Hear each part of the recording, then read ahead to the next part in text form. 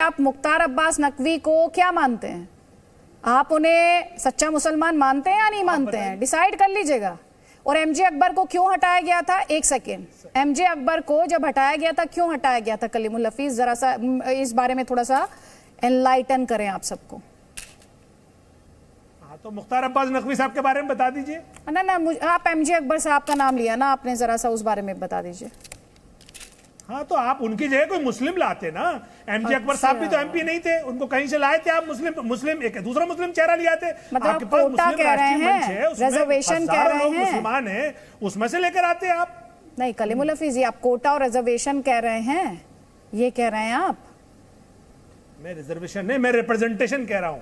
जब आप कोई सत्ता सरकार चलाते हैं तो उसमें सारे समुदाय को आप रिप्रेजेंटेशन देते हैं ना। आपने आदिवासी महिला को राष्ट्रपति बनाया, आपने सिख समुदाय से मंत्री बनाया, तो आखिर मुस्लिम समुदाय से आपकी क्या दुश्मनी है कि उसका कुछ भी नहीं रखा आपने? सिर्फ नॉमिनेट किया है, वो भी राज्यसभा में आपने और किसी राज्य से भी अपना राज्यसभा में तक में नहीं लेकर आए आप। तो ऐसा क्यों है? क्या आखिर मुसलमानों से आपकी जवाब दुश्मनी लीजिए, है? प्रेम से जवाब दीजिए। कह रहे मैं रिजर्वेशन नहीं मांग रहा, मैं रिप्रेजेंटेशन मांग रहा हूं। जी अदिति जी, मैं देखिए हिंदू मुसलमान करने के लिए यहां नहीं बैठा हूं। अल्पसंख्यक समुदाय को रिप्रेजेंटेशन देना ये महत्व का मुद्दा। और सबसे माइनॉरिटी में कौन है? सिख हैं, पारसी हैं, बौद्ध हैं। अगर जो माइक्रो माइनॉरिटी उनको रिप्रेजेंटेशन मिल रहा है तो भारतीय जनता पार्टी किसको? अभी आप बताइए ना, असदुद्दीन ओवैसी की पार्टी में कोई नॉन मुस्लिम अध्यक्ष आज तक क्यों नहीं बना? AIMIM का संस्थापना से लेकर आज तक 7 दशकों में एक गैर मुस्लिम आप अध्यक्ष क्यों नहीं ले आ पाए? जरा बताइए मुझे। आप तो बहुत बड़े सेकुलर हैं, हम तो सांप्रदायिक साहब। आप सेकुलर है ना।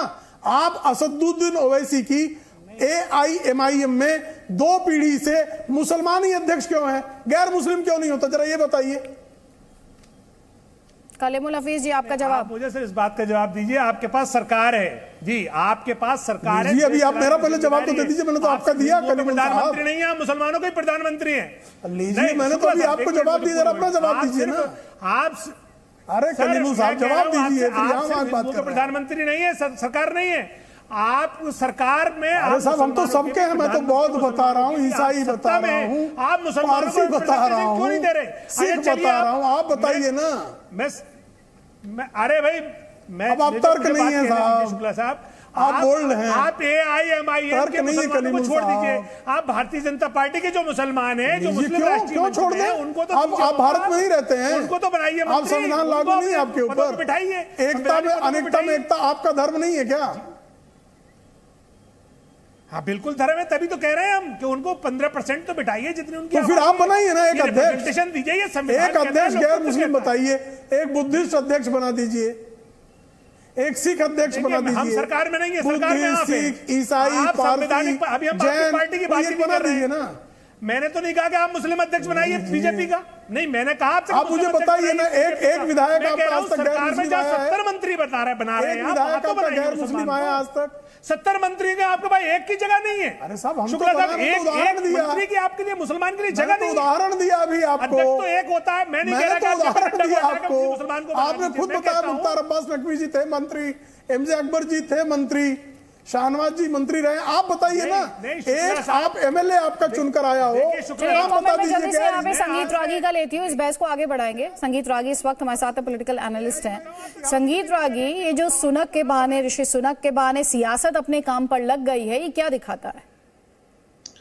देखिए, सबसे पहले तो सुनक के बारे में जो जिस प्रकार का भारतीय मीडिया में विमर्श चल रहा है, हम अपने ही देश के हितों की अवहेलना कर रहे हैं और अपने ही देश के हितों पर कुठाराघात कर रहे हैं। जितना हम हिंदू हिंदू करके और भारतीय मूल की बात करके सुनक के बारे में चर्चा करेंगे, उतना ही सुनक के लिए भारत के प्रति उदार रवैया अपनाना जो है आने वाले दिनों में कठिन होगा।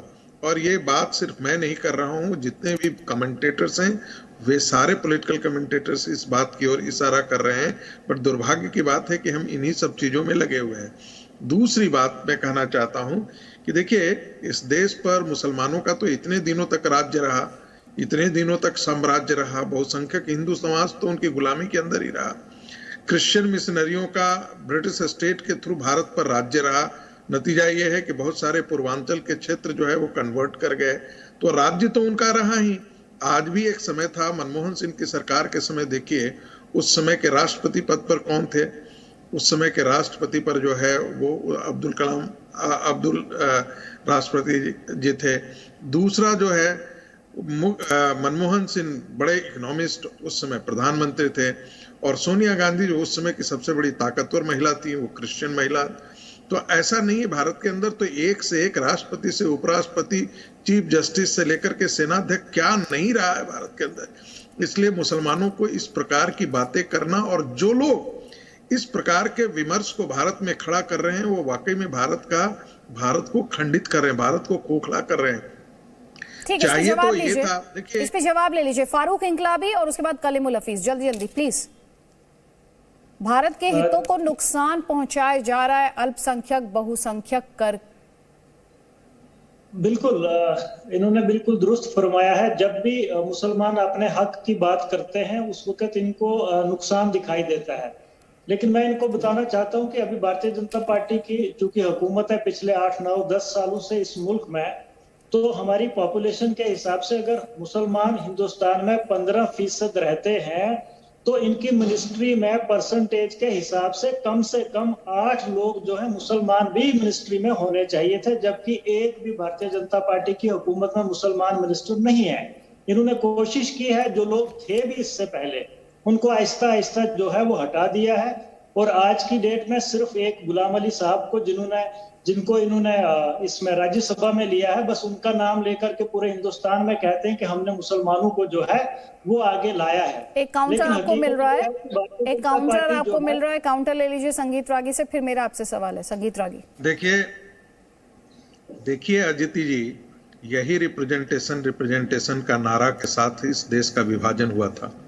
मुसलमानों ने कहा कि भाई हमारा रिप्रेजेंटेशन बहुसंख्यक समाज के अंदर संभव नहीं हो सके। ये कौन सी गंदी मानसिकता लेकर के आते हैं? यदि आपको इतना ही है तो पाकिस्तान चले जाइए। आप कहते ना कि किसके ये देश किसी और के बाप का नहीं है, तो अरे भाई आपके बाप का था, वो पाकिस्तान का हिस्सा बन गया। आप उतना ले चुके, 32% जमीन जो है, 33% जमीन जो है 23% मुसलमानों के लिए मिल गई थी। आज फिर भारत में वही मुसलमान। अरे आपकी मानसिकता जो है ना, मध्ययुगीन मानसिकता, बर्बर मानसिकता से आप सभ्य बन ही नहीं सकते। आप किसी सभ्य समाज के लायक है ही नहीं। ये मानसिकता किसी सभ्य समाज के लायक नहीं, क्योंकि आप जहाँ भी जाएंगे वोट बताएंगे, जहाँ भी जाएंगे दंगे फसाद करेंगे, जहां भी रहेंगे आपको जो है वो संभाव और संतुष्टि ना रहेगी। लाखों की तादाद में मुसलमान जो है वो शहीद हुए हैं। आपके पास अरे कोई शहीद हुआ है, वो शहीद हुआ उसके बाद पाकिस्तान मिल गया है, कोई शहीद हुआ है, ये बेकार की बकवास है। 1919 के बाद देशभक्ति और देशद्रोह का सर्टिफिकेट में इशू में देती नहीं हो, देशभक्ति और देशद्रोह का सर्टिफिकेट में देती नहीं।